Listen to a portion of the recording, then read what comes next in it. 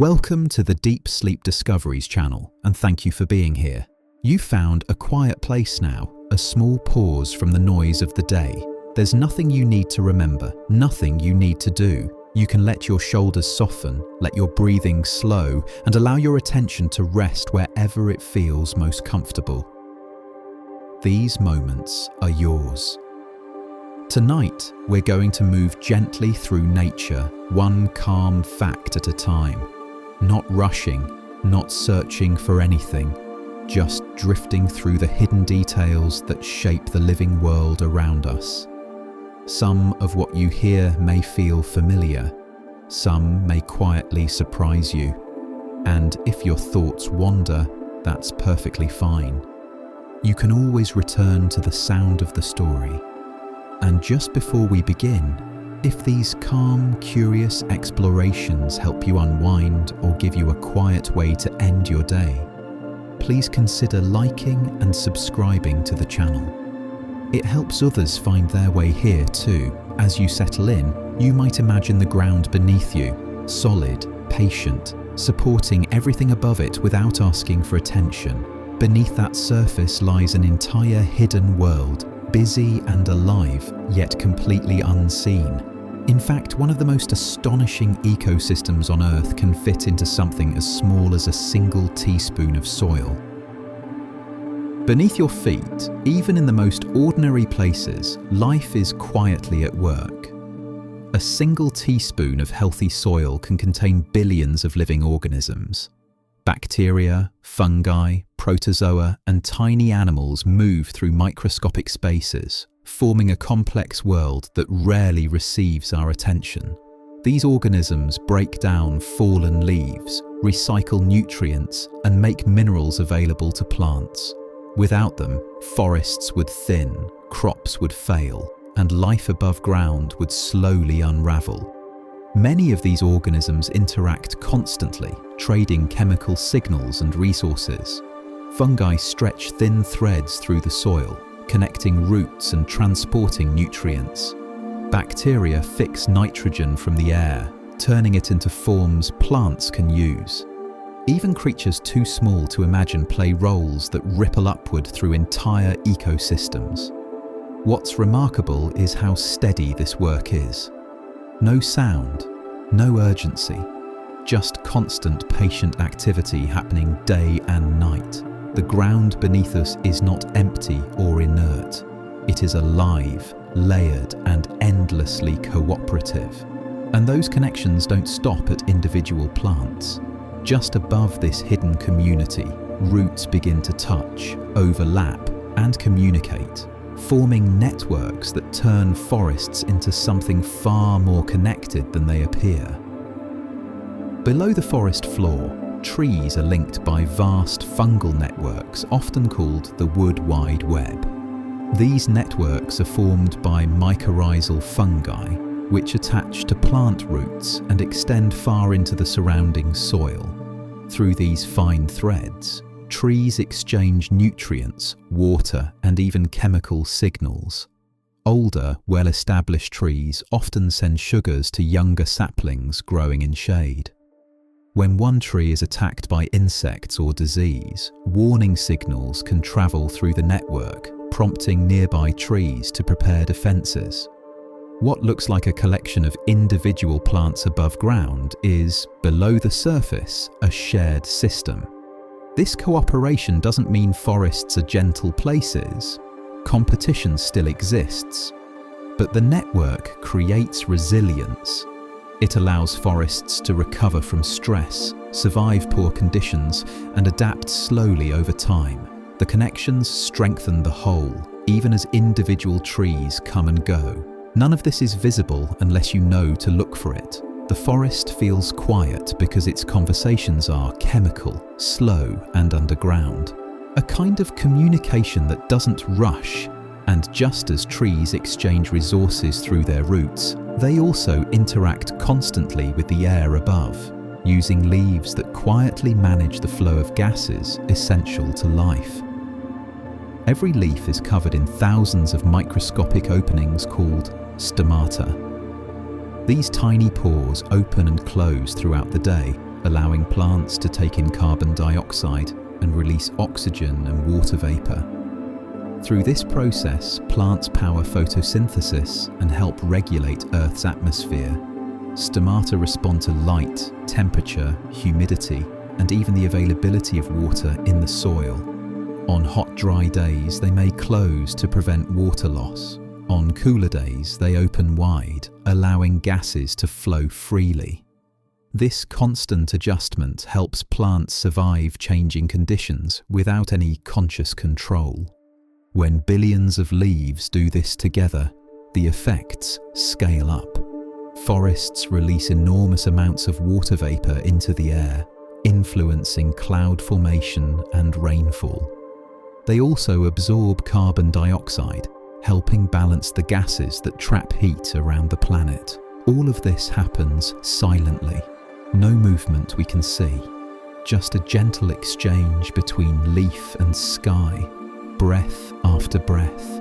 And within this quiet, breathing world, some plants have taken interaction even further, responding not just to light and air, but to touch itself. Most plant movement happens too slowly for us to notice, but some plants react fast enough to surprise us. The Venus flytrap snaps shut in less than a second when sensitive hairs inside its leaves are touched. Sundews curl sticky tendrils inward, trapping insects that wander too close. These movements aren't powered by muscles, but by rapid changes in water pressure inside plant cells. A signal spreads, cells shift, motion follows. It's a reminder that plants are not passive objects, but responsive organisms tuned to their environment. Carnivorous plants often grow in nutrient-poor soils. By capturing insects, they supplement their diet with nitrogen and minerals unavailable from the ground. This adaptation allows them to survive where other plants cannot. Watching such a plant can feel unsettling. It blurs the line between what we expect plants to do and what they're capable of. Yet these movements are purposeful, efficient, and rare, used only when needed. And beyond movement, plants communicate in other ways too.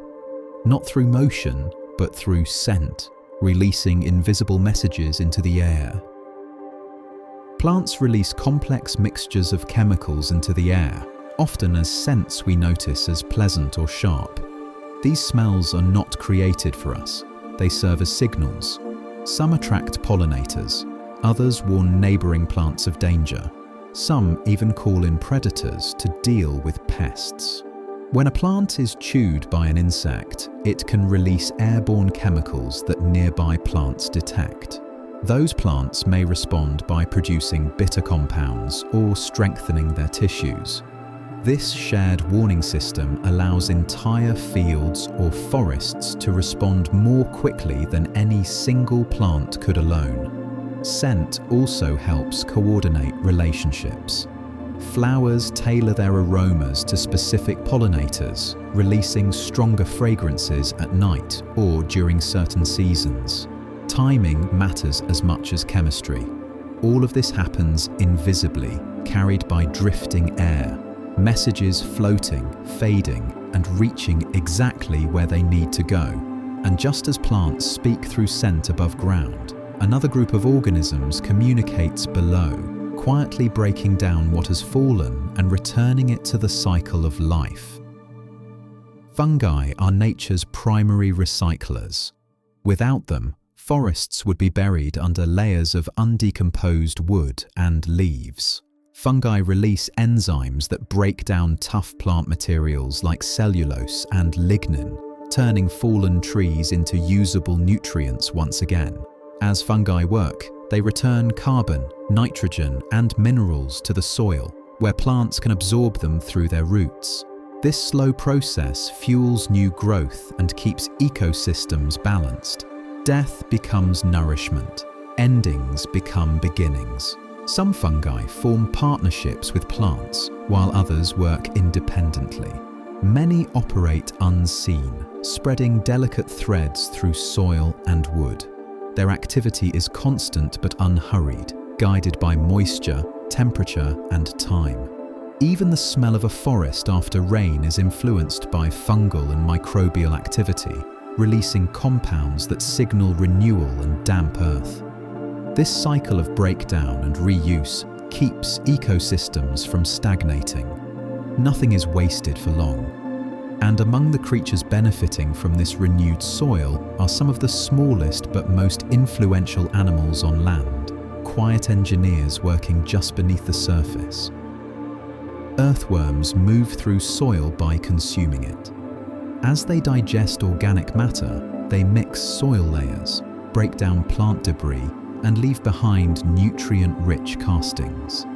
These castings improve soil structure, helping it retain water while allowing excess to drain away. As worms tunnel, they create channels that let air and water reach plant roots more easily. Their movement loosens compacted soil, making it easier for roots to grow deeper and stronger. Fields with healthy worm populations are often more productive and resilient. Worms respond to vibrations and moisture, retreating deeper during dry periods and rising closer to the surface when conditions are right. Their work is steady, repetitive, and essential. They rarely draw attention, yet entire ecosystems benefit from their presence. The soil becomes richer, more breathable, more alive. And in that improved soil, other small creatures thrive, some forming societies so organized that they resemble tiny cities beneath the ground. Ant colonies can contain thousands or even millions of individuals, each performing specific roles. Some gather food, some care for young. Others defend the colony or maintain tunnels. Together they create efficient systems that regulate temperature, airflow, and resource storage. Leafcutter ants go even further. They farm fungus underground, carefully feeding it fresh plant material and protecting it from contamination. The fungus becomes their primary food source, creating a tightly interdependent relationship. Ants communicate using chemical signals, leaving scent trails that guide others to food or danger. These trails fade over time, constantly updated by new information. Though individual ants are small, their collective impact is enormous. They aerate soil, redistribute nutrients, and influence plant growth across entire landscapes. And just above these underground societies, another group of animals performs equally precise work in the air, guided not by scent alone, but by patterns of light we cannot see. Bees can see ultraviolet light, revealing patterns on flowers that humans cannot detect. Many flowers have ultraviolet markings that guide bees towards nectar, acting like landing lights on a runway. What looks simple to us is, to a bee, rich with signals. These visual cues help bees work efficiently, conserving energy as they move from flower to flower. In return, plants are pollinated, allowing them to reproduce. It's a partnership refined over millions of years. Bees also use polarized light in the sky to navigate, even when the sun is hidden behind clouds. Their world is layered with information we never perceive. This hidden perception reminds us that every species experiences reality differently, shaped by its needs and senses. And while bees rely heavily on sight, other creatures experience the world through entirely different signals, using sound with astonishing precision to hunt in the dark. Owls possess some of the most precise hearing in the animal kingdom. Their ears are often positioned asymmetrically, allowing them to detect tiny differences in sound timing and direction. This helps them locate prey with remarkable accuracy, even in complete darkness. An owl can hear a mouse moving beneath snow or leaves and strike without seeing it at all. Its flight feathers are specially shaped to reduce noise, allowing it to approach silently. The brain of an owl maps sound in 3 dimensions, creating a detailed picture of its surroundings. To the owl, the night is not empty. It's full of information carried by faint rustles and soft movements. This ability allows owls to thrive when vision fails, reminding us that darkness is not absence, but another way of sensing the world. And beyond the quiet glide of owls, there are many more hidden adaptations waiting to be discovered as we continue deeper into nature's calm rhythms. Butterflies experience the world in a way that feels almost poetic. Instead of tasting with their mouths, they taste with their feet. Tiny sensory receptors on their legs detect chemicals when they land on a surface. With a single touch, a butterfly can determine whether a leaf is suitable for laying eggs or if a flower holds nectar worth drinking. This ability allows butterflies to make quick, accurate decisions without wasting energy. A brief pause on a plant tells them everything they need to know. The world beneath them becomes a map of flavors, nutrients, and signals invisible to us. For caterpillars, this precision matters. Eggs must be laid on the correct host plant, or the young will not survive. The butterfly's quiet tap of its feet becomes the first step in the next generation's life. To us, a butterfly's landing looks delicate and effortless, but it's also deeply informed. Each touch is an act of evaluation, guided by senses we don't possess. And while butterflies read the chemistry of plants through touch, other animals travel far beyond single landscapes, guided by signals written across the entire planet. Migratory birds travel thousands of miles with astonishing accuracy, often returning to the same locations year after year. They do this by using several navigation systems at once. Some follow the position of the sun by day and the stars by night. Others sense Earth's magnetic field, detecting subtle cues that act like an internal compass. Young birds raised in isolation still know which direction to fly, suggesting this knowledge is partly inherited. As they age, experience fine-tunes their routes. Landmarks, coastlines, and even smells can become part of the journey. This layered navigation allows birds to adapt when conditions change. Clouds may hide the sun, storms may push them off course, yet they correct, adjust, and continue. To imagine the sky from a bird's perspective is to imagine a world filled with guidance we can't see, lines, angles, and forces quietly pointing the way. And while birds cross continents above us, smaller creatures move just as boldly, sometimes lifting off without wings at all. Some spiders move through the world by releasing silk threads into the air and letting the wind carry them away. This behavior, called ballooning, allows spiders to travel great distances, sometimes miles from where they hatched.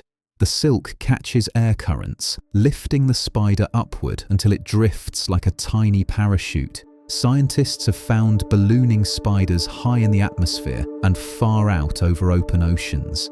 For a creature so small, it's a remarkable way to explore new territory. This journey isn't random. Spiders often wait for specific conditions before releasing silk, sensing wind speed and air pressure. When the moment feels right, they let go.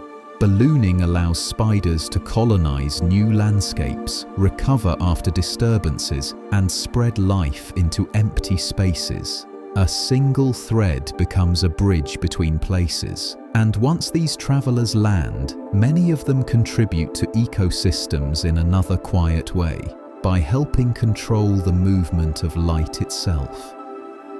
Fireflies glow not by accident, but with intention. Their soft flashes are part of a complex communication system used to attract mates. Each species has its own rhythm and pattern, a signature written in light.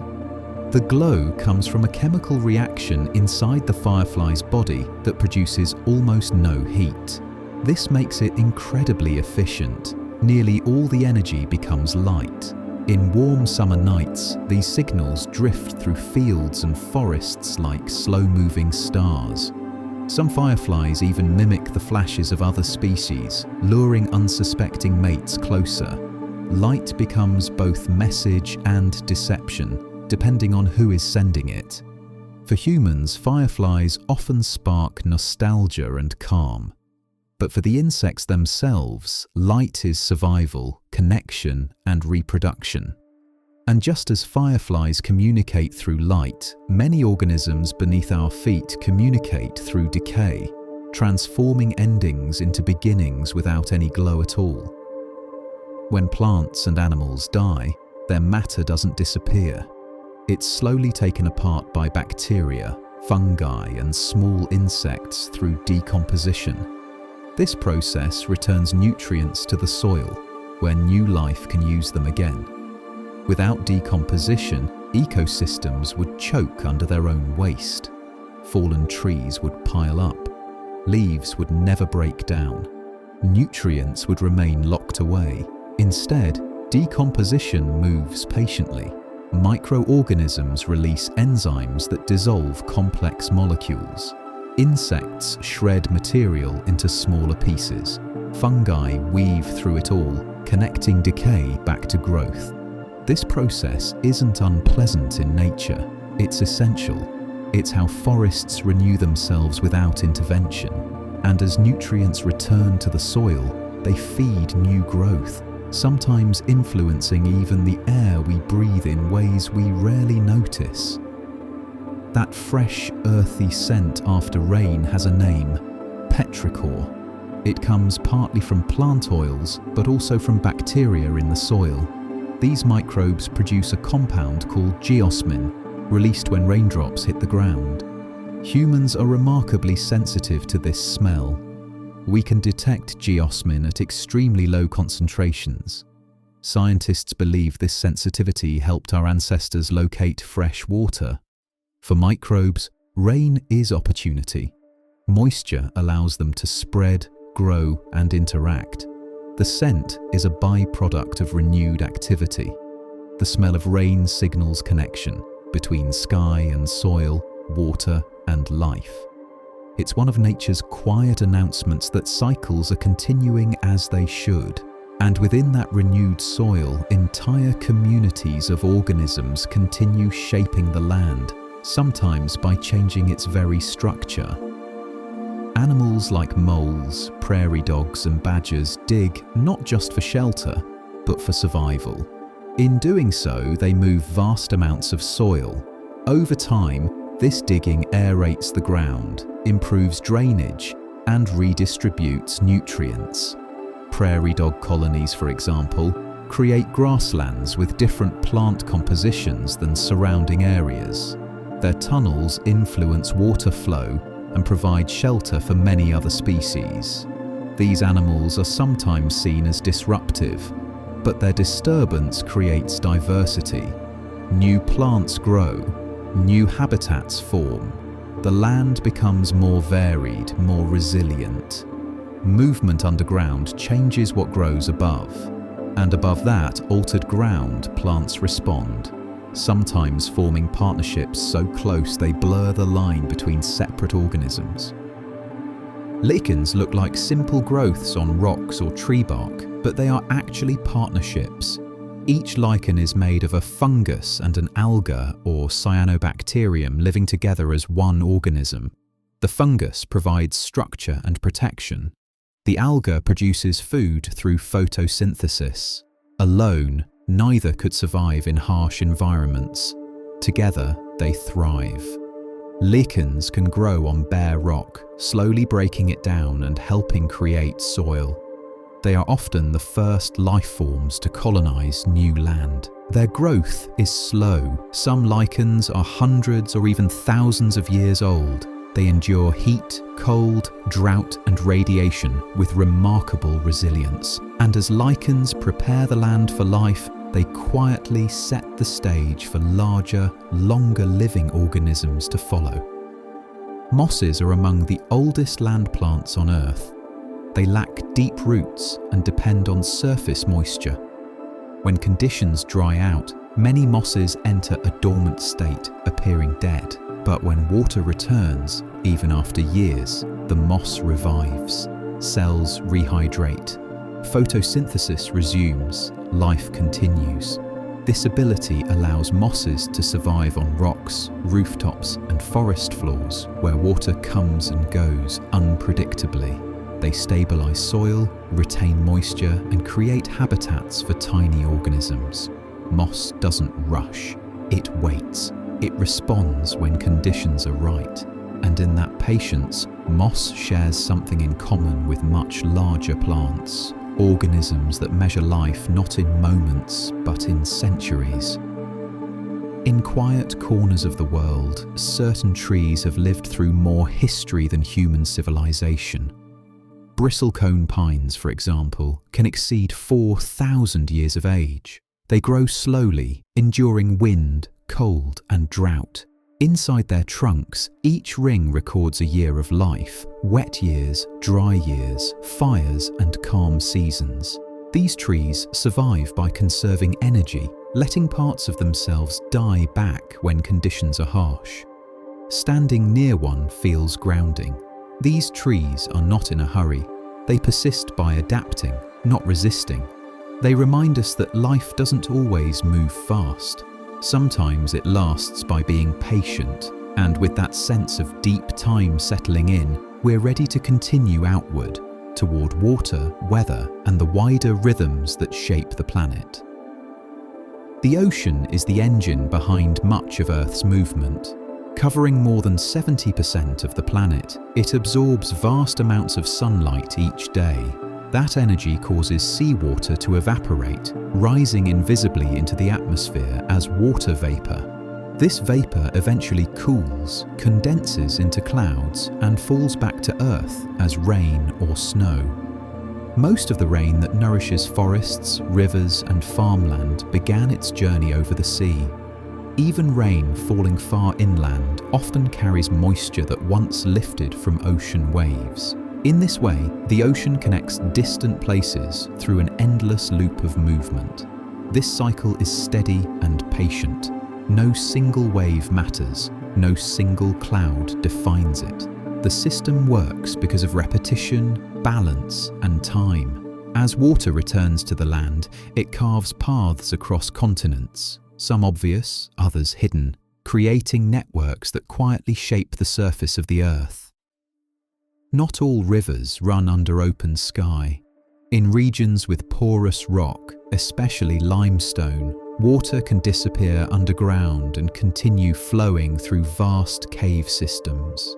These underground rivers may travel for miles before re-emerging as springs or waterfalls. Hidden rivers carve tunnels and chambers slowly, dissolving rock grain by grain. Over thousands of years, entire cave networks form, shaped by water moving in darkness. Though invisible, these rivers still transport nutrients, support life, and influence the landscape above. Some underground rivers are so large that boats can travel through them. Others are narrow and winding, known only through subtle changes in surface vegetation or soil moisture. Even when we cannot see them, these rivers remind us that much of Earth's activity happens out of sight. And whether flowing above ground or below, water has a powerful memory, leaving marks that persist long after it has passed.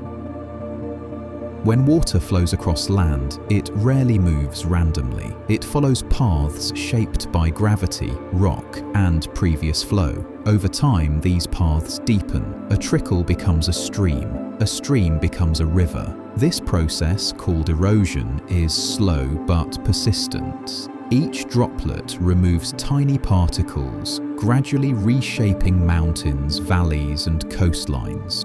Water tends to return to familiar routes, reinforcing patterns laid down long ago.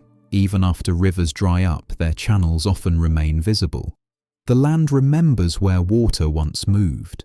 In deserts, ancient riverbeds still guide floods during rare storms.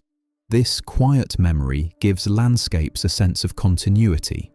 The past informs the present without announcing itself. And where water spreads gently instead of cutting deeply, it can create some of the most life-supporting environments on Earth. Wetlands, marshes, swamps, and bogs are among the most productive ecosystems on the planet. As water moves slowly through them, plants and microorganisms trap sediments, absorb pollutants, and break down excess nutrients. This natural filtration improves water quality before it reaches rivers, lakes, or oceans. Wetlands also reduce flooding by absorbing excess rainfall and releasing it gradually over time. Despite their value, wetlands often appear quiet and unremarkable. Tall grasses sway, shallow water reflects the sky, but beneath the surface, complex chemical and biological processes are at work. They support birds, amphibians, insects, and countless microorganisms, forming crossroads between land and water. And beyond these shallow systems, plant life continues even where water grows deep and restless. Along many rocky coastlines, giant kelp forms dense underwater forests. These towering algae can grow more than half a metre per day, reaching toward the sunlight near the surface. Kelp forests provide shelter, food, and nursery space for fish, invertebrates, and marine mammals. Sea otters, for example, rely on kelp forests both for protection and as anchors while resting. Though flexible, kelp is strong. It bends with waves rather than resisting them, allowing it to survive powerful currents and storms. From above, these forests are invisible, but below the surface, they sway slowly, creating a calm, filtered light that feels almost cathedral-like. And deeper still, other living structures grow, built not by plants, but by countless tiny animals working together. Coral reefs may look like stone, but they are alive. Each reef is constructed by millions of coral polyps, small animals related to jellyfish. These polyps secrete calcium carbonate skeletons that accumulate over generations. As new polyps grow atop old ones, reefs expand into complex structures that shelter thousands of species. Fish, crustaceans, and mollusks depend on reefs for food and protection. Corals also host microscopic algae within their tissues. The algae provide energy through photosynthesis, while the coral offers shelter. This partnership allows reefs to thrive in nutrient-poor waters. Reefs grow slowly, sometimes just a few millimeters per year. Their beauty is the result of patience, cooperation, and time. And floating above these reefs, even smaller organisms play an outsized role in shaping the planet's atmosphere. Plankton are tiny organisms drifting through oceans and lakes. Some are animals. Others are photosynthetic plants called phytoplankton. Together, they form the base of aquatic food webs. Phytoplankton use sunlight to convert carbon dioxide into energy, releasing oxygen as a byproduct. This process produces a significant portion of the oxygen in Earth's atmosphere, possibly more than all land plants combined. Though invisible to the naked eye, plankton influence climate, food supply, and atmospheric balance. Their populations rise and fall with light, temperature, and nutrient availability. When plankton die, they sink, carrying carbon into the deep ocean. This helps regulate global temperatures over long periods. And as this material drifts downward, it becomes nourishment for life far below the surface. In the deep ocean, far from sunlight, food arrives slowly from above. Tiny particles of dead plankton, waste, and organic debris drift downward in a steady fall known as marine snow. This constant rain feeds deep-sea creatures that would otherwise have no energy source. Crabs, worms, and strange fish depend on it for survival. Marine snow falls quietly, taking weeks or months to reach the seafloor. It connects surface life to the deepest ecosystems on Earth. Even the most remote trenches are linked to the surface by this slow descent. And among the creatures benefiting from coastal and tidal zones, some have learned to move between water and land itself. In tidal flats and muddy shorelines, certain fish have adapted to life beyond the water. Mud skippers, for example, use their strong fins to push and pull themselves across wet ground. They can breathe through their skin and the lining of their mouths as long as they stay moist.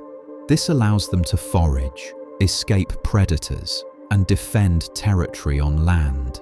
Other fish, like the climbing perch, can survive out of water for extended periods, even traveling between ponds. These adaptations allow fish to exploit environments where others cannot survive. Watching them move feels like seeing evolution pause mid-transition, and in these shifting environments, another sense becomes crucial: sound traveling through water with precision. Dolphins navigate and hunt using echolocation. They produce clicks that travel through water, bounce off objects, and return as echoes. By interpreting these echoes, dolphins form detailed mental images of their surroundings. They can detect the size, shape, and even internal structure of objects. This ability works in darkness, murky water, or open ocean alike.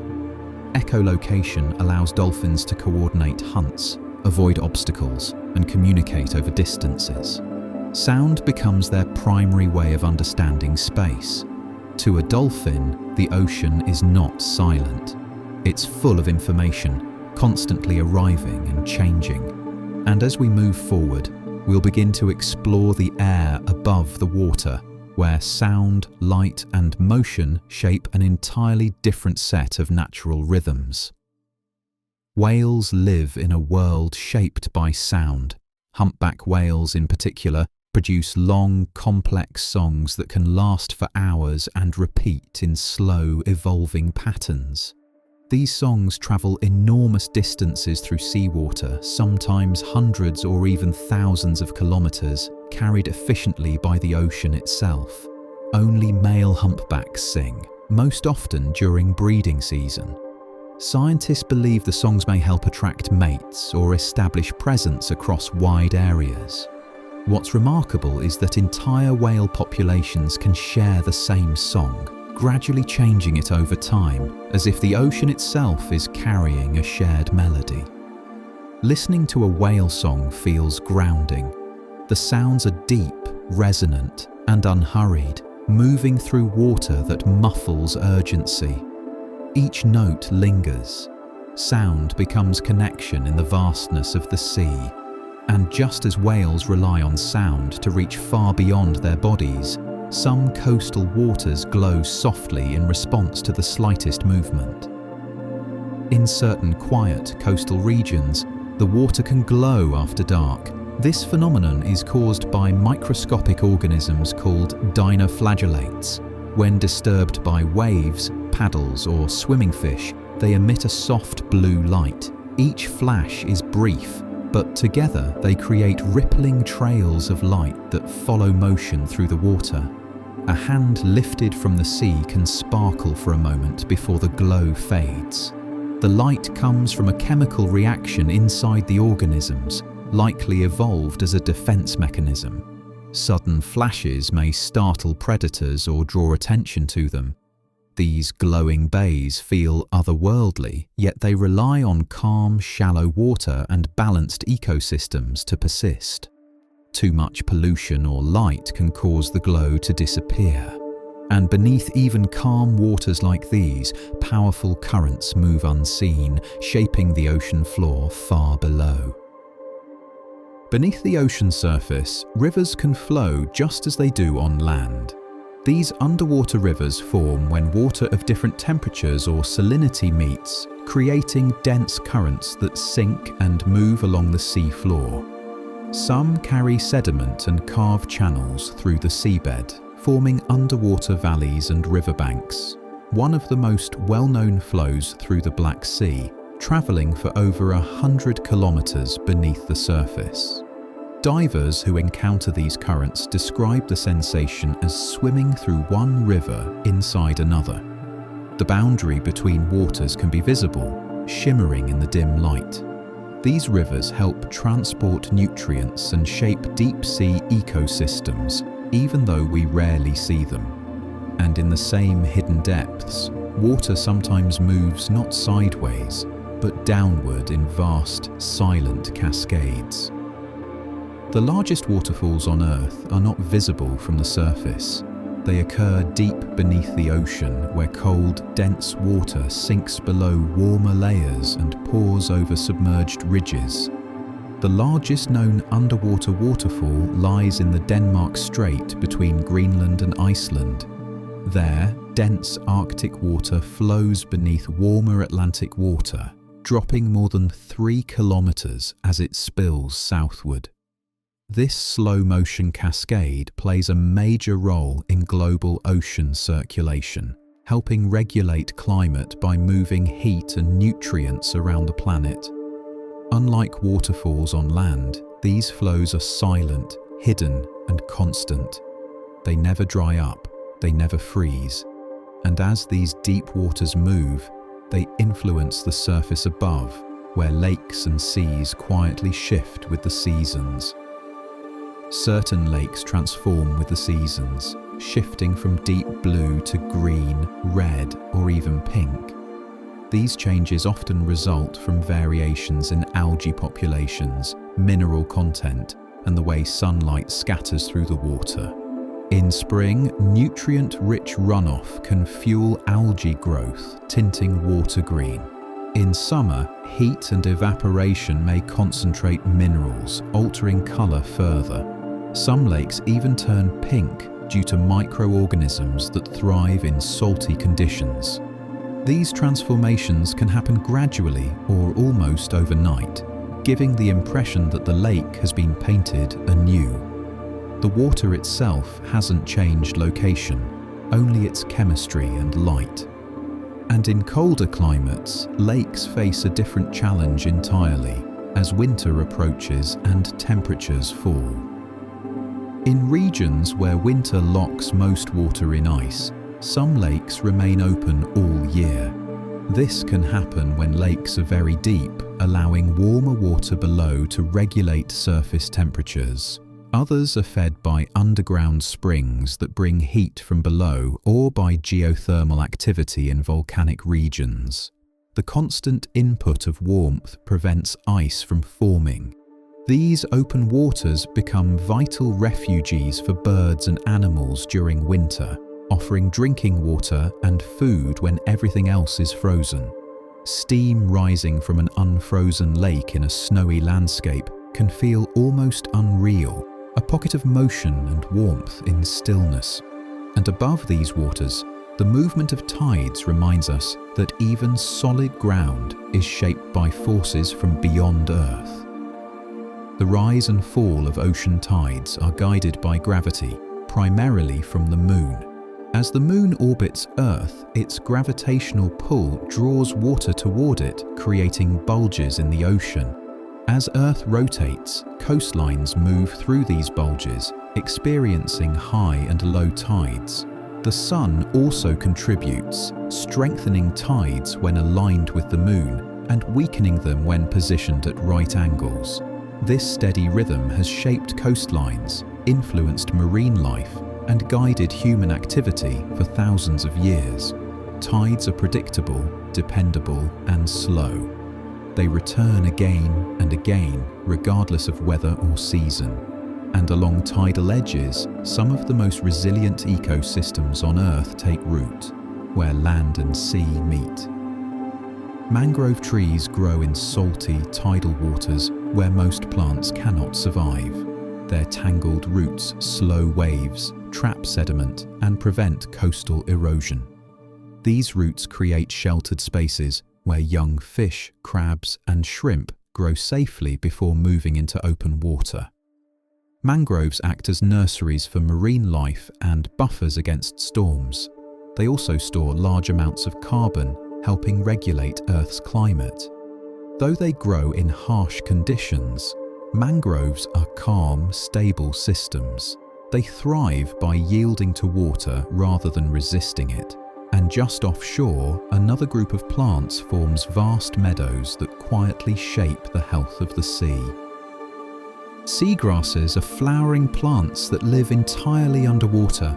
They form wide meadows in shallow coastal waters, stabilizing sediment and providing habitat for fish and invertebrates. These meadows are powerful carbon sinks.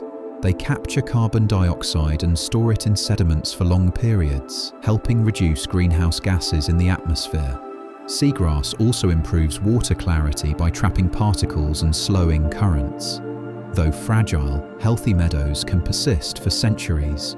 Their work is subtle and largely unseen, and beyond these calm coastal zones, the atmosphere above begins to shape weather in ways both gentle and dramatic. Clouds may look light and effortless, but they are heavy. A single large thundercloud can contain millions of tons of water, suspended as tiny droplets and ice crystals. The reason it doesn't fall all at once is that these droplets are spread across a vast area and supported by rising air currents. When conditions change, gravity takes over and rain begins. Clouds drift quietly, carrying immense weight without sound. And as we lift our attention from water to sky, we move into the realm of air, light, and weather, where Earth's atmosphere continues its slow, powerful work. Somewhere on Earth, lightning is flashing almost constantly. Scientists estimate that around 8 million lightning strikes occur every day, more than 90 every second. These bolts form when electrical charges build up inside clouds or between clouds and the ground, seeking balance through a sudden release of energy. In a fraction of a second, the air around a lightning bolt heats to temperatures hotter than the surface of the sun. That rapid heating causes the surrounding air to expand explosively, creating the sound we hear as thunder. The light arrives first. The sound follows, rolling slowly across the sky. Lightning doesn't only dazzle the eye, it also plays a role in Earth's chemistry, helping convert nitrogen in the atmosphere into compounds plants can use once they reach the soil. Even in distant storms you may never notice, this exchange is happening, energy is moving, balance is being restored. And when that energy spreads through the atmosphere, it often sets vast systems in motion, systems that shape weather on a global scale.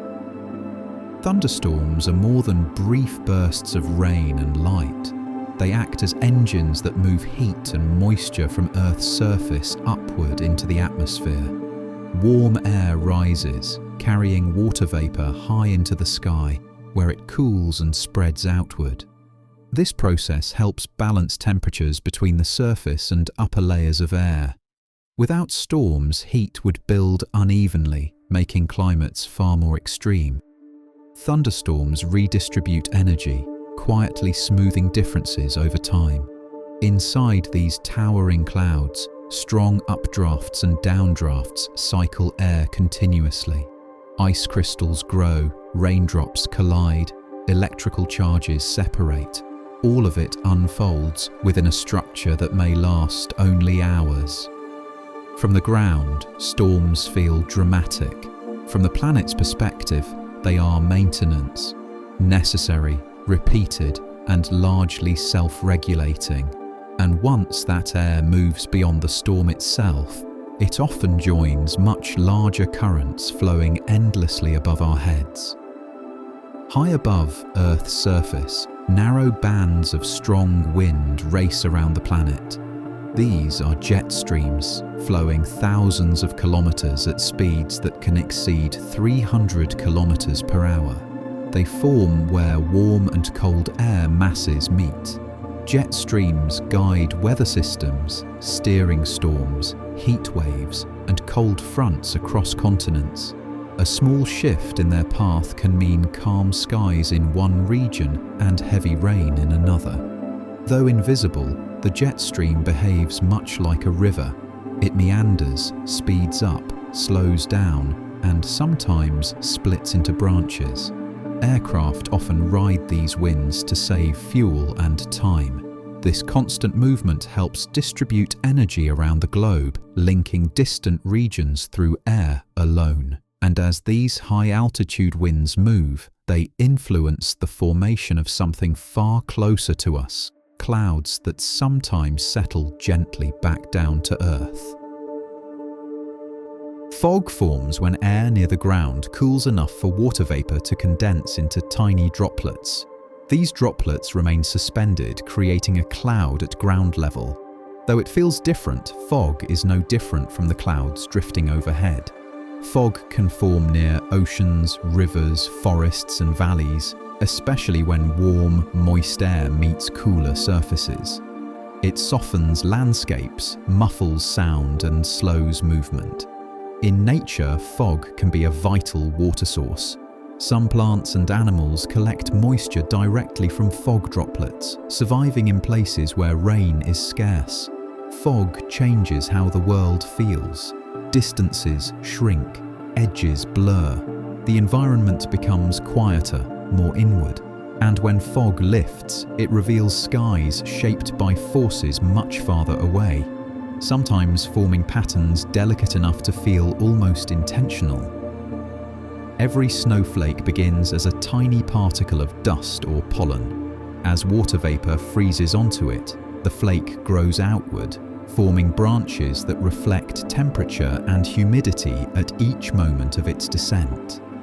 Because conditions change constantly as the snowflake falls, no two follow the exact same path. This leads to endless variation in shape, even though all snowflakes follow the same basic physical rules. The process is slow and precise. Growth happens molecule by molecule, guided by geometry and temperature. The result feels intricate beyond necessity, yet it's simply physics unfolding. When snow falls, billions of these tiny structures settle together, softening sound and insulating the ground below. And within winter storms that create snow, other forms of frozen water grow as well, sometimes layered, heavy, and shaped by motion rather than stillness. Hail forms inside powerful thunderstorms where strong updrafts lift raindrops high into freezing air. As droplets freeze, they are carried upward again and again, collecting layers of ice each time they pass through moisture. This repeated cycling creates hailstones with visible rings, like tree trunks recording seasons. The stronger the storm, the larger the hail can grow before gravity finally pulls it down. Hailstones may fall during warm weather, landing on sun-heated ground only moments after forming in freezing air far above. Though damaging at times, hail is another expression of balance. Water moving between states, guided by airflow and gravity. And beyond storms that drop ice and rain, winds themselves can shape entire landscapes over long periods of time. Wind carries tiny particles of sand and dust. Over years and centuries, these particles strike exposed rock again and again, slowly wearing it down. This process, called abrasion, smooths surfaces and carves delicate shapes. In deserts and coastal regions, wind-shaped rocks can appear polished, fluted, or hollowed, as if sculpted by intention. But the shaping is gradual, patient, and constant. Unlike water erosion, wind works best where vegetation is sparse and surfaces are exposed. Every gust adds to the story. These landscapes remind us that change doesn't require force, it requires time. And sometimes, when wind moves across sand in just the right way, it doesn't only shape the land, it gives it a voice. In certain deserts, sand dunes can emit low humming or booming sounds when sand slides down their slopes. This happens when grains of a specific size and dryness move together in large numbers, creating vibrations. The sound can travel for kilometers and last several minutes. It's deep, steady, and unexpected, like a distant instrument played by the earth itself. Explorers described these sounds centuries ago, long before science explained them. Even today, they feel mysterious. The dunes remain otherwise still. Only when disturbed do they speak. And as sound moves through air, temperature can shape how far it travels, sometimes allowing quiet noises to reach astonishing distances. Normally, sound waves bend upward as they travel, but during a temperature inversion, when warm air sits above cooler air, sound waves can bend back toward the ground instead. This allows distant sounds to travel much farther than expected. Voices, trains, or ocean waves may seem unusually close, even from miles away. Temperature inversions often occur at night or early morning when the ground cools rapidly. The world feels quieter, yet sound carries. These conditions change perception, reminding us that the atmosphere shapes not only weather, but experience itself. And as sound and light move through air, the color of the sky shifts as well, guided by particles too small to see. Sunlight contains all colors of visible light. As it enters Earth's atmosphere, tiny gas molecules scatter shorter wavelengths, blue and violet, more effectively than longer ones. Our eyes are more sensitive to blue, so the sky appears blue during the day. At sunrise and sunset, sunlight travels through more atmosphere, scattering blues away and leaving reds and oranges behind. This same process gives clouds their shifting colors and tints distant mountains blue. The sky is not painted, it's filtered, and as light, air, and motion continue their quiet interactions above us, we move deeper into the rhythms of weather, patterns shaped by energy, balance, and time. Large forests do more than respond to weather. They actively shape it. Through a process called transpiration, trees release water vapor into the air from their leaves. Each day, a mature tree can release hundreds of liters of moisture into the atmosphere. In vast forests like the Amazon, this collective release becomes powerful. Moist air rises, cools, and condenses into clouds that later fall back as rain. This recycled rainfall helps keep the forest lush, even during drier seasons. From above, forests can appear to breathe, exhaling moisture that feeds the sky. The cycle repeats quietly, linking leaf to cloud, root to river. When forests shrink, this cycle weakens. Rainfall patterns shift, sometimes far beyond the forest itself. And as moisture rises into the air, it carries particles from distant places, tiny travelers that connect continents in surprising ways. Each year, winds lift massive clouds of dust from deserts like the Sahara and carry them across oceans. These particles travel thousands of kilometers before settling elsewhere, often in places that seem entirely unrelated. Some of this dust falls into the Atlantic Ocean. Some reaches the Amazon rainforest. There, minerals like phosphorus help replenish soils that are otherwise heavily leached by rain. Without this airborne delivery, parts of the rainforest would slowly lose fertility. A desert, often seen as lifeless, quietly supports one of the most vibrant ecosystems on Earth. This connection happens invisibly, grain by grain, carried by air currents that never stop moving. And when these particles interact with light high in the atmosphere, they can create displays that feel almost otherworldly. Auroras begin far from Earth, on the surface of the Sun. Bursts of charged particles stream outward through space and occasionally reach our planet. When they collide with gases in the upper atmosphere, light is released. Oxygen produces greens and reds. Nitrogen adds purples and blues. The result is shimmering curtains of light that ripple silently across polar skies. Earth's magnetic field guides these particles toward the poles, protecting the planet while allowing this brief display to appear. Auroras are not storms, they are interactions, gentle exchanges between star and planet. Watching one can feel calming rather than dramatic. The light moves slowly, as if unfolding on purpose. And just as the upper atmosphere glows at night, high above us, delicate clouds can shine long after the sun has set. Noctilucent clouds form extremely high in the atmosphere, more than 80 kilometers above Earth's surface. They are made of tiny ice crystals that catch sunlight long after the ground below has fallen into darkness. Because of their height, they glow softly against the deepening blue of twilight. Their patterns appear thin, rippled, and almost unreal. These clouds are most often seen at high latitudes during summer.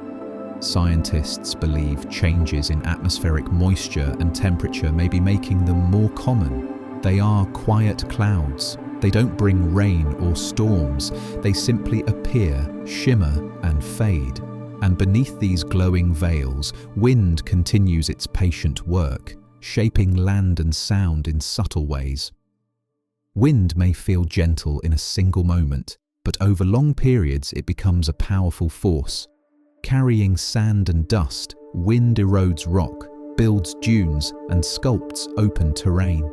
In deserts, dunes migrate slowly, responding to prevailing winds.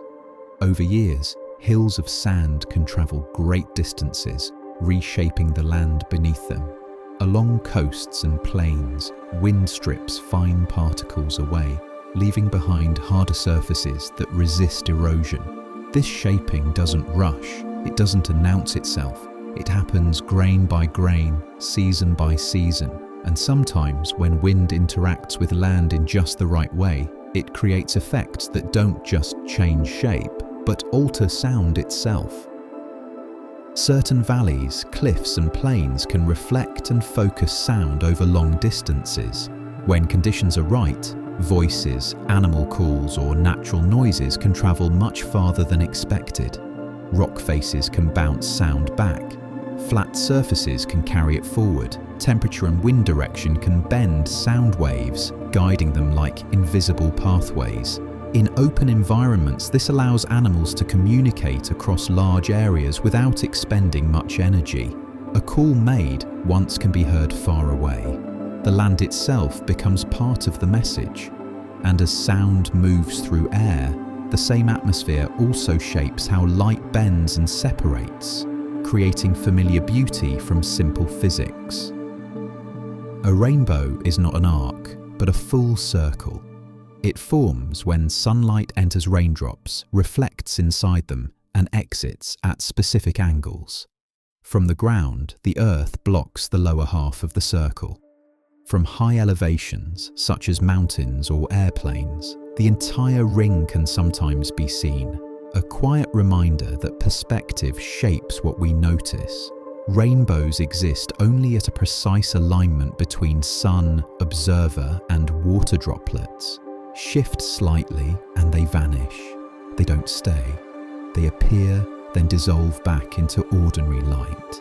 And beyond these fleeting displays, the atmosphere sometimes carries something far more tangible than colour, actual material from distant lands. Rain is not always pure water. As droplets fall, they collect dust, pollen, salt, and microorganisms suspended in the air. This material can come from nearby fields or from continents away. Red or pink rain has been recorded when desert dust mixes with storms. Ocean spray can add salt to rainfall near coasts. These particles influence soil chemistry, plant growth, and even cloud formation. Rain becomes a messenger, delivering pieces of distant environments wherever it falls. And as water reaches the ground, temperature differences can create small, localized climates that feel entirely their own. A microclimate is a localized set of conditions that differ from the surrounding area. A shaded forest floor stays cooler and wetter than an open field. A south-facing slope warms faster than a north-facing one. Rocks absorb heat during the day and release it at night. Water moderates temperature. Elevation changes alter wind and moisture. These subtle differences allow diverse species to live close together without competing directly. Life finds niches within niches. Microclimates make ecosystems resilient. If conditions change in one spot, others nearby may remain stable. And across all these varied environments, one constant remains: the steady turning of Earth itself. As Earth rotates, day and night sweep across the planet in a continuous rhythm. Plants open and close leaves. Animals wake, feed, rest, and migrate in response. This cycle governs temperature, light, and behavior. Internal biological clocks sync with the planet's motion. Even in organisms that never see the sun, the rotation is steady, reliable, and unnoticed, yet it shapes every moment of life. Night doesn't mean stillness, it means transition, and as darkness deepens, life adapts again, preparing us to explore how nature survives at its most extreme edges. In the far north, winter doesn't simply slow life down, it stops it. The wood frog of Alaska can survive temperatures well below freezing by allowing much of its body water to turn to ice. Its heart stops beating, breathing ceases. From the outside, it appears lifeless. Inside, special chemicals like glucose protect the frog's cells from damage. Ice forms between cells, not inside them. When spring arrives and temperatures rise, the ice melts. The frog's heart begins beating again. It hops away as if nothing happened. This ability allows life to pause rather than flee. Instead of resisting winter, the frog waits it out completely. And while freezing is one extreme, other animals survive by slowing down rather than stopping, entering states where time itself seems to stretch. Many animals survive harsh seasons by lowering their metabolic rate. Hibernating mammals like bears and ground squirrels reduce heart rate, breathing, and energy use for months at a time. Reptiles, amphibians, and insects do this as well, sometimes without true sleep. Their bodies conserve energy, relying on stored fat until conditions improve. This slowing reduces wear on organs and extends survival when food is scarce. It's not inactivity, it's efficiency. Nature often favors patience over speed. And for some creatures, slowing down isn't enough. Survival means enduring places where sunlight never reaches at all. In caves far below the surface, entire ecosystems exist without sunlight. These systems rely on bacteria that draw energy from chemicals in rock or water rather than from photosynthesis. Blind fish, insects, and crustaceans inhabit these spaces.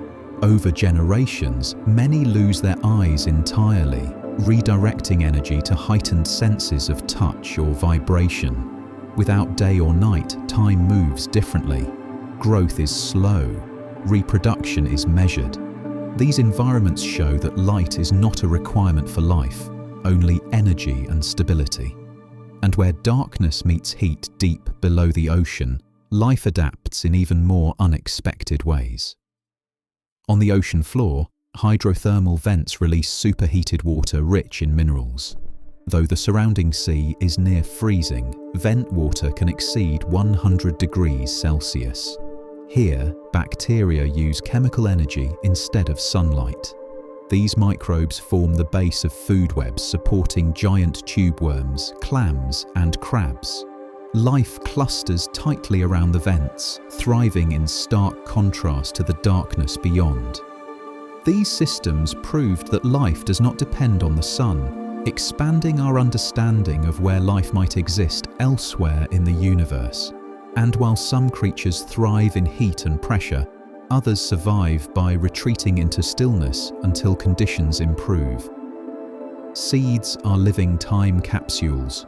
Protected by tough coatings, some can remain dormant for hundreds or even thousands of years.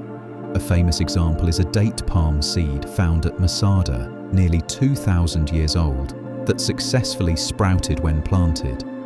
Inside a dormant seed, life pauses. Metabolism nearly stops. DNA remains protected. When moisture, warmth, and light return, growth resumes as if no time has passed. This ability allows plants to bridge generations and climates. And once plants do grow, some develop extraordinary ways of storing resources against future uncertainty. In arid environments, certain plants act as living reservoirs. Baobab trees store thousands of liters of water inside their swollen trunks. Desert succulents hold water in thick leaves sealed by waxy skins. These reserves sustain the plant through long droughts and provide moisture to animals as well. The water is released slowly, used carefully, and never wasted.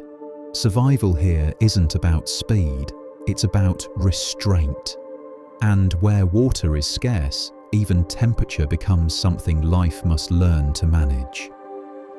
In freezing oceans, Antarctic ice fish survive thanks to antifreeze proteins in their blood. These proteins prevent ice crystals from forming inside cells. Similar compounds exist in insects, plants, and amphibians, allowing them to function at temperatures that would otherwise be fatal. Rather than generating heat, these organisms control how water behaves inside them. It's a subtle solution to an extreme problem. And as temperature challenges life in cold places, pressure becomes the defining force in the deepest parts of the sea. At the deepest points in the ocean, pressure is more than 1,000 times greater than at the surface. Yet, life persists. Deep sea creatures lack air-filled spaces that would collapse. Their proteins and membranes are adapted to function under immense force. Movement is slow, energy is conserved. Everything is built for endurance.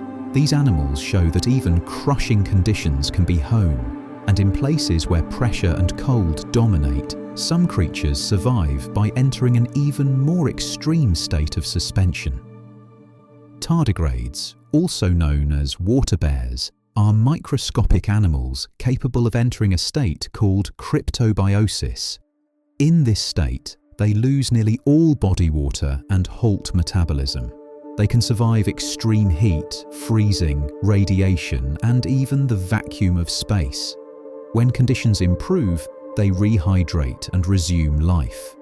This isn't resistance, it's waiting perfected. And while some organisms survive by pausing life itself, others endure extremes by building entire communities around cooperation. Termite mounds are engineering marvels. Built from soil, saliva, and organic material, they regulate temperature, humidity, and airflow with remarkable precision. Inside, fungus gardens grow, providing food for the colony. Air channels circulate fresh oxygen while removing carbon dioxide.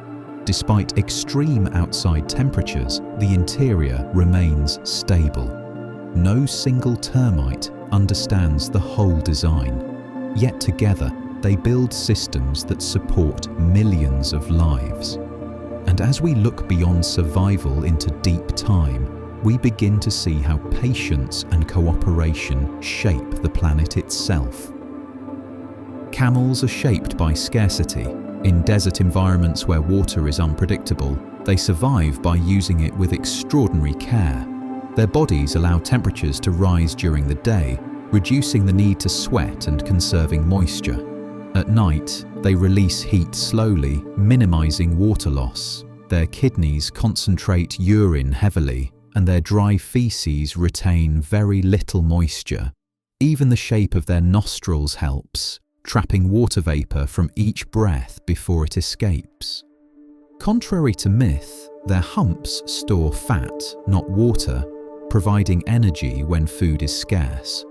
When water is finally available, camels can drink enormous amounts in minutes without harm.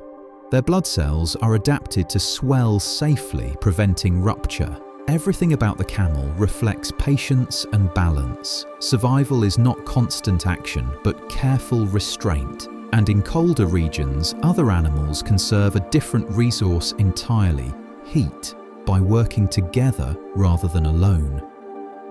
In Antarctica, temperatures can plunge far below freezing, and winds strip heat away rapidly. Emperor penguins survive these conditions by forming tightly packed huddles, pressing together shoulder to shoulder. Inside the huddle, temperatures can rise dramatically, sometimes above freezing. Penguins on the outer edge gradually rotate inward, allowing each bird a turn in the warm center. No individual stays exposed for long. This behavior isn't directed by a leader. It emerges naturally as each penguin responds to cold and pressure. The group moves like a slow, living organism. The huddle is a lesson in cooperation. Survival depends not on strength alone, but on shared warmth and rhythm. And in other frozen environments, animals rely on chemistry rather than community to endure the cold. Polar bears appear white, but their fur is actually transparent. Each hollow hair traps air, providing insulation while allowing sunlight to reach the dark skin beneath, where heat is absorbed. Many cold climate animals rely on layers: dense underfur, waterproof outer coats, and insulating fat. Birds fluff their feathers to trap pockets of warm air close to their bodies. These adaptations don't create heat, they preserve it. The goal is not warmth, but stability. The stillness of a winter landscape hides countless small adjustments happening continuously within living bodies. And while cold shapes life at the poles, heat defines survival in some of the driest places on Earth. In extreme heat, many desert animals become nocturnal. By resting during the day and emerging at night, they avoid the sun's most intense energy. Others burrow underground, where temperatures remain far more stable. Foxes, reptiles, and insects use the earth itself as insulation. Large ears in animals like fennec foxes help release excess heat. Light-colored fur reflects sunlight. Every feature plays a role. Rather than fighting the environment, desert animals move around it, choosing time and shelter over confrontation. And as life adapts to heat and cold, some creatures face an entirely different challenge: living where oxygen is scarce. At high elevations, oxygen levels drop significantly. Yet animals like llamas, yaks, and mountain goats thrive in these conditions. Their blood contains more red blood cells or hemoglobin with a stronger ability to bind oxygen. Their lungs and hearts are adapted to work efficiently under low pressure. Even birds fly at astonishing heights, crossing mountain ranges where humans struggle to breathe. Their respiratory systems extract oxygen more effectively than ours ever could. These adaptations allow life to occupy places that feel empty and silent to us. And in environments where air is thin or absent, some animals rely on entirely different senses to navigate their world. Certain snakes, including pit vipers, have special organs that detect infrared radiation. This allows them to sense the body heat of prey, even in complete darkness. The organs act like biological heat sensors, creating a thermal image in the snake's brain. Warm-blooded animals stand out clearly against cooler backgrounds. This sense works alongside vision and smell, giving snakes a layered understanding of their surroundings. In the quiet of night, heat becomes light. And beyond individual predators, entire ecosystems depend on organisms so small they often go unnoticed.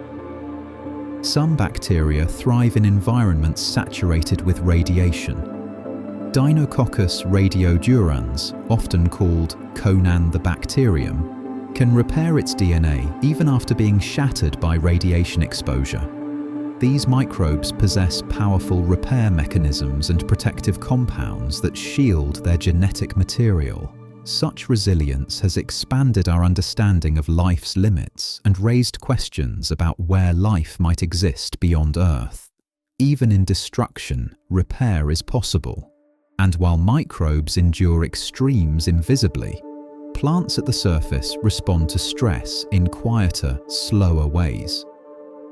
Plants don't have brains, but they can remember stress. After experiencing drought, some plants alter gene expression in ways that help them respond more quickly if dryness returns. They may close leaf pores sooner, conserve water more efficiently, or produce protective chemicals earlier than before. This memory can last across seasons, helping plants survive unpredictable climates. Resilience becomes learned, not forced, and across generations, some species endure not by changing quickly, but by remaining almost unchanged at all. Horseshoe crabs have existed for over 400 million years with little change. Their form proved so effective that evolution had little reason to alter it. These living fossils have survived mass extinctions, shifting climates, and continental drift.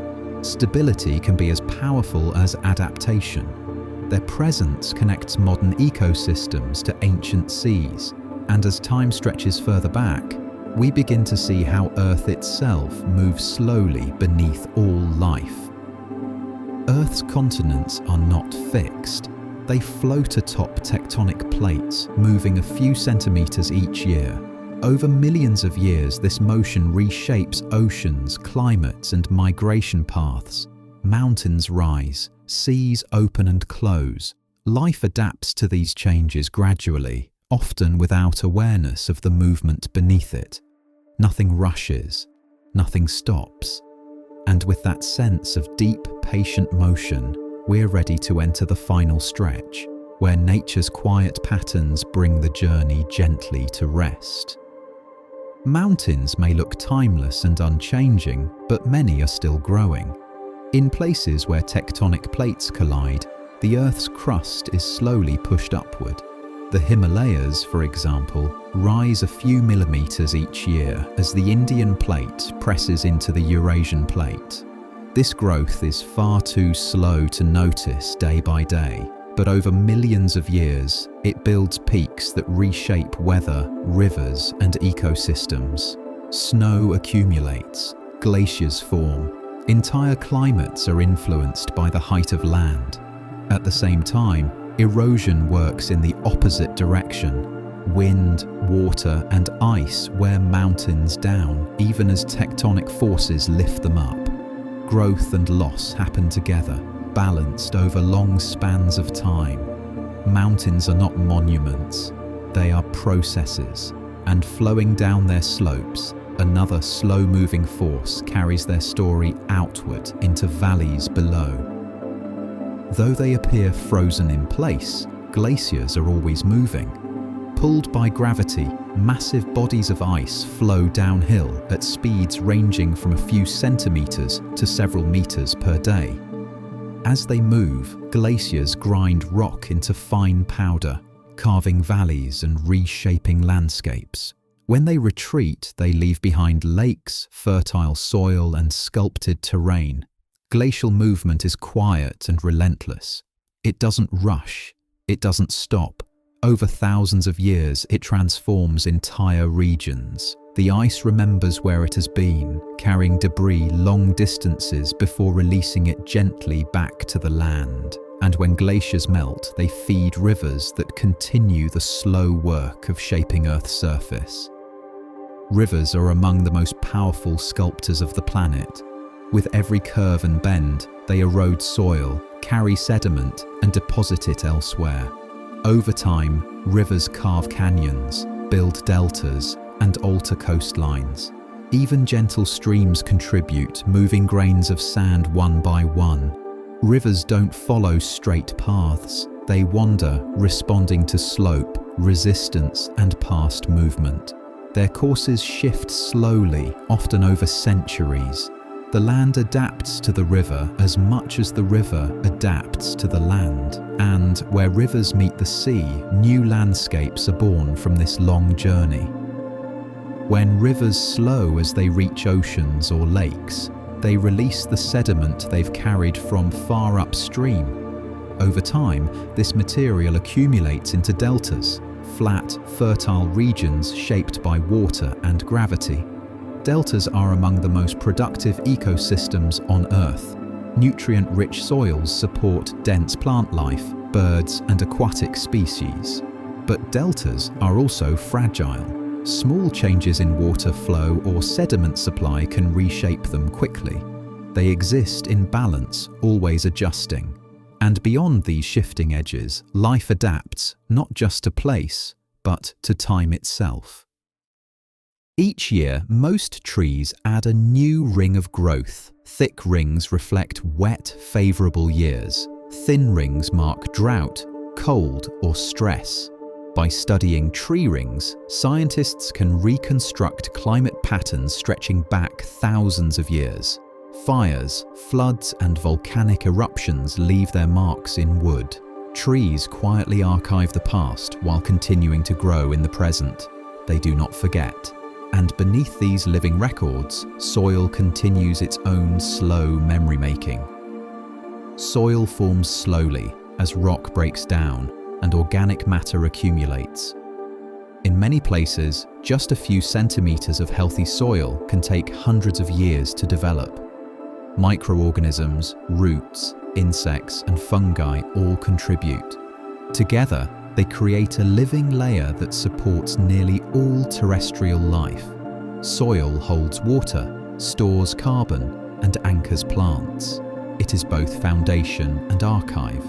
Though fragile, it endures through cooperation. And within that soil, ancient remnants of life sometimes remain preserved. Fossils form when plants or animals are buried quickly, protected from decay.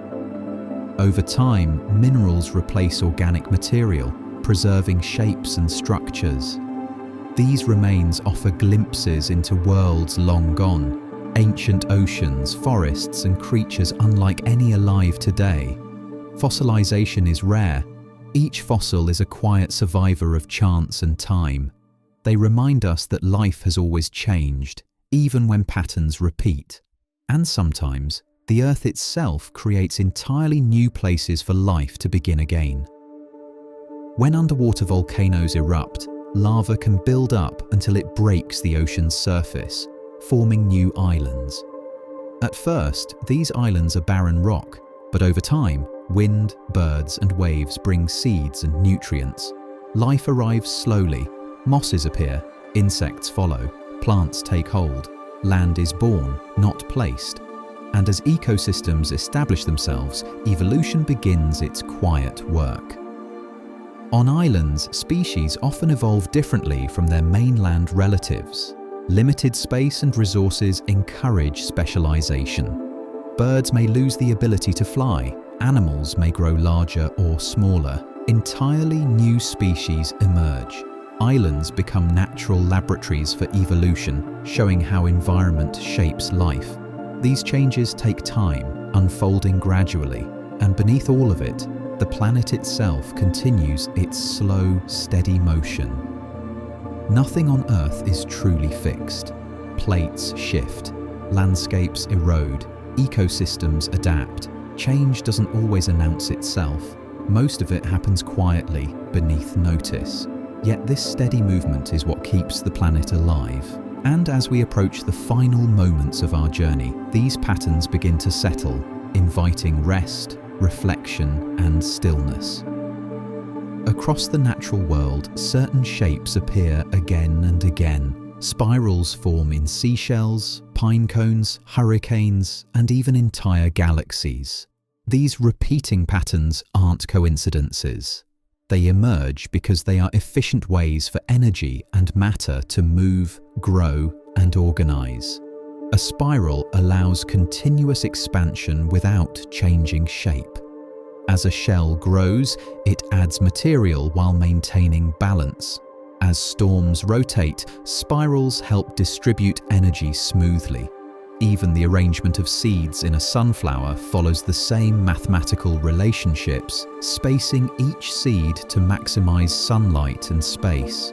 These patterns link the very small with the unimaginably large. The rules guiding leaf growth are echoed in the arms of the Milky Way. Nature doesn't invent new solutions each time, it refines the ones that work. Seeing these repetitions can feel calming. It suggests order beneath complexity, familiar shapes appearing at every scale. And when patterns repeat this reliably, it becomes easier to notice how change itself is often gentle, gradual, and continuous. A quiet forest can appear unchanged for decades, but beneath that calm surface, movement never stops. Trees grow taller, then eventually fall, opening space for new life. Roots spread. Fungi shift nutrients underground. The balance slowly reorganizes itself. Rivers do the same. They rarely hold the same shape forever. Banks erode, channels migrate, floodplains expand and contract. Grasslands shift with rainfall patterns and grazing, inching across landscapes over generations. Most of these changes happen too slowly for a single human lifetime to notice, but together they allow ecosystems to stay resilient rather than rigid. Stability in nature doesn't mean stillness, it means constant, quiet adjustment. This kind of motion doesn't demand attention, it unfolds patiently, responding to conditions as they arise. And when disturbances do occur, many systems already carry the tools needed to recover if they're simply given space and time. In places where human pressure is reduced or removed, nature often begins to repair itself. This process, known as rewilding, has revealed how resilient ecosystems can be when allowed to function freely. Plants return first. Grasses, shrubs, and trees reclaim abandoned land. Insects follow. Birds arrive. Predators gradually return, restoring balance by regulating prey populations. Over time, food webs rebuild themselves without direct management. These recoveries are rarely fast, but they are steady.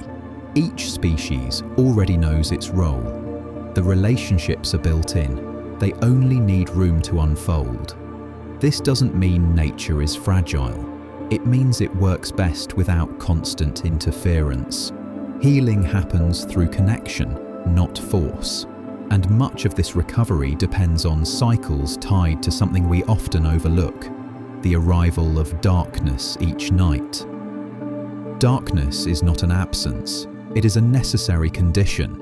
Many plants, animals, and microorganisms rely on night to regulate their internal rhythms.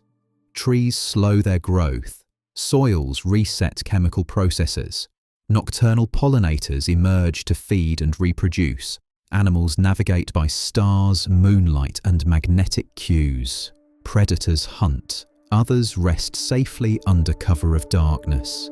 Even coral reefs follow nightly cycles, extending feeding structures after sunset.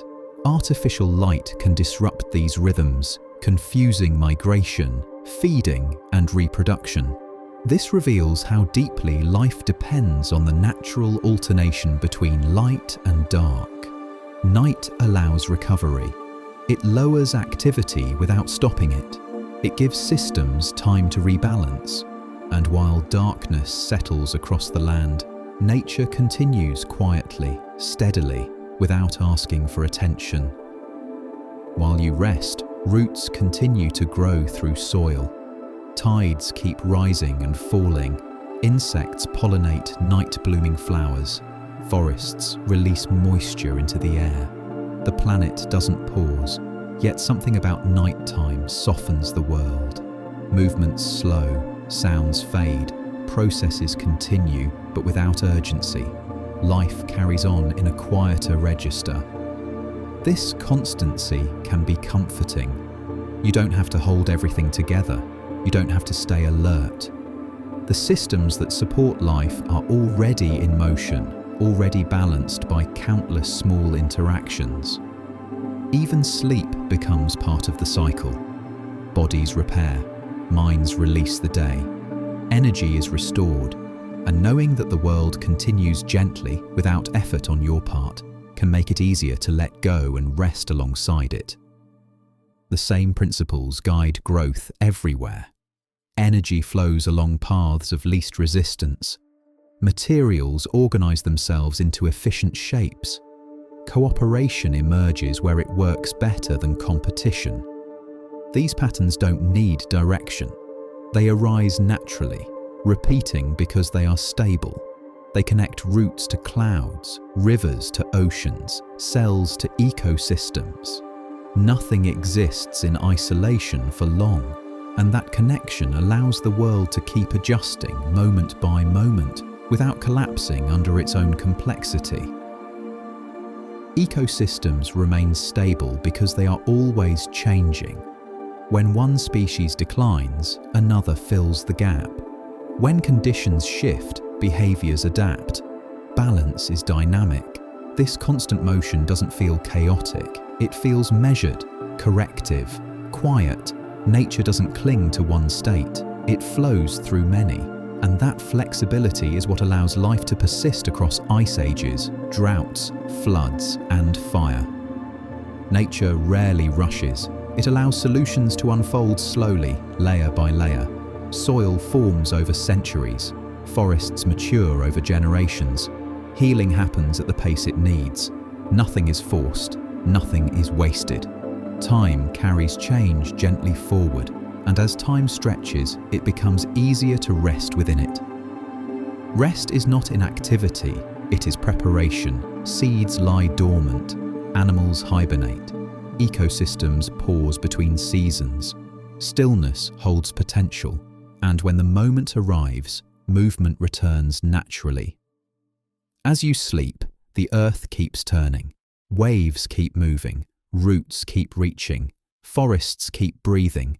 Nothing needs your attention right now. Everything that must continue already is. You can let the world hold itself for a while and rest.